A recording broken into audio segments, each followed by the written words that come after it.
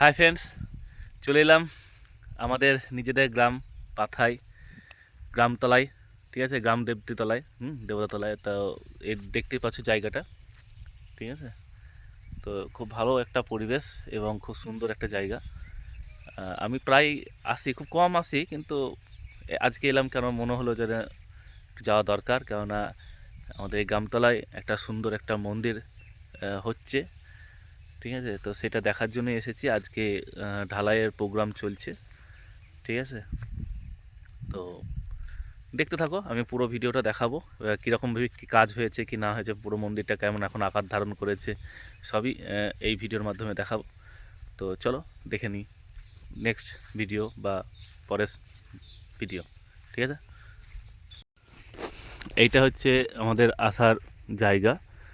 ঠিক গ্রাম থেকে মাঠের ধার মোটামুটি অনেকটাই দূরে, ওই রাস্তা দিয়ে আসতে হবে।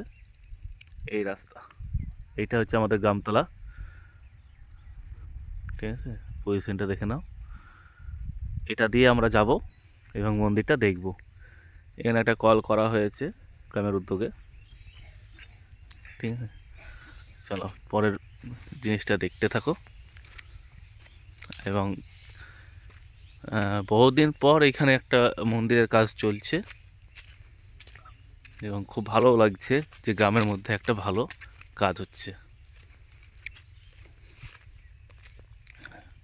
ঢালাই হবে, তার জন্য সব সরঞ্জাম এখানে আছে।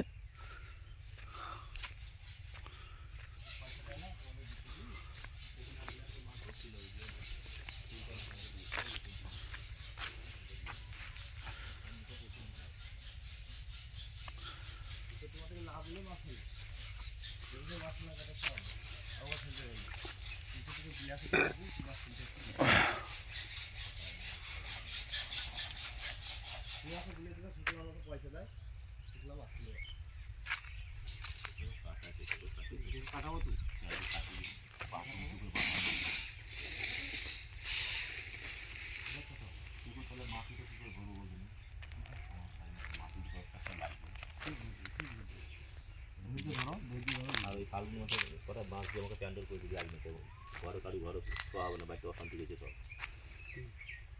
মানে আমার লোকজন তো আমারই আসছে, আর ভাইপো ভাইজিরা যারা আসছে তো কেউ পূজা ভেঙে দিতে পারে না, দিতে বেশি নিজেও জিনিস আমার ঘরে আমি প্রচার করতে দেবো না। যা তো এখন প্যান্ডেল থেকে করবে তাই জন্য সবই আমি বয়ে নিয়ে আসি একটু ফ্রিতে করে। গাড়িখান আসে গেলে এটা আমি চালাতে পারছি, কিন্তু গাড়ি ভাড়া দিতে যাবো গাড়ি চলছে।